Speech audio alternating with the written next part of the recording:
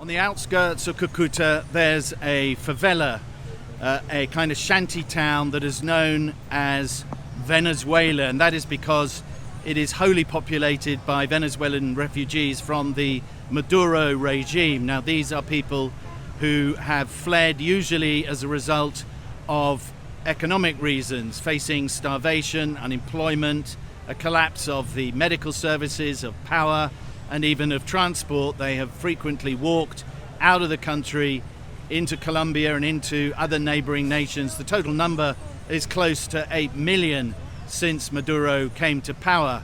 But inside this favela, there are very mixed reactions to whether or not they're all that pleased that Donald Trump has decided to rid the region of that socialist leader.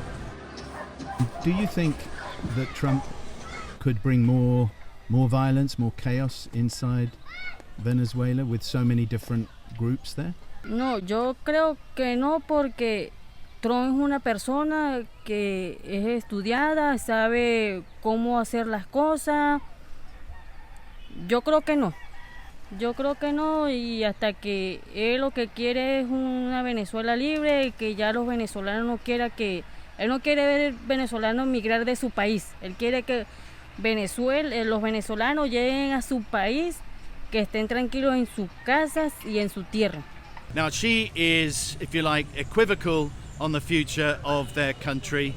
But I met another mother of two who herself was an ex-military soldier, had also been an activist in the political opposition inside her country.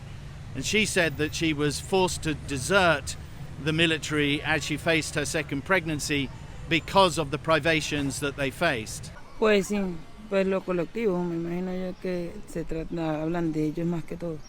Pues ya ahorita ellos son los que están tomando las calles, diciéndole a la gente que pues no pueden tener ninguna cosa que esté celebrando la salida de Maduro para nada, porque entonces los castigan, le dan golpes. Eso ahorita está pasando en Venezuela.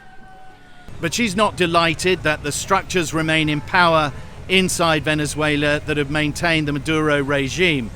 The regime has been decapitated, but the organizations that really follow it have not.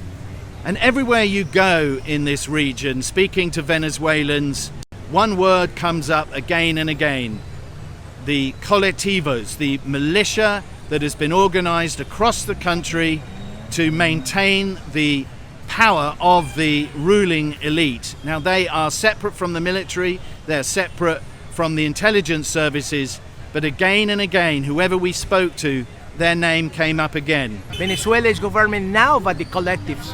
They are civilians with guns in the street against the people of Venezuela. Please, look that. Be smart, Marco Rubio. Be smart, Trump.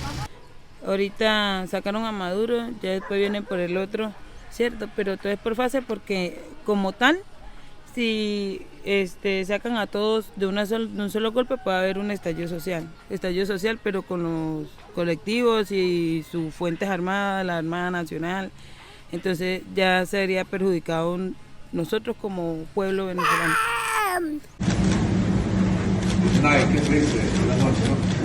Good night.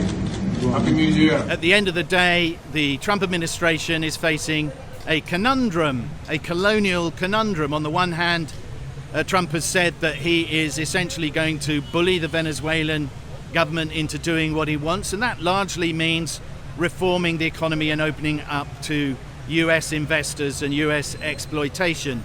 He has not talked at all about the release of political prisoners, about democratization, and indeed has said that he'll be working and continuing to work with the structures that are already running the country. Nonetheless, there are a number of people here who remain hopeful that some kind of democracy may emerge. I'm the son of Javier Giraldo Garcia, Colombian, 70 years old, kidnapped by the government of Venezuela 4 years and 4 months ago. Do you expect him to be released now that Maduro has been removed? I'm sure, because Delcy Rodriguez is smarter than Maduro. Delcy Rodriguez will release this week.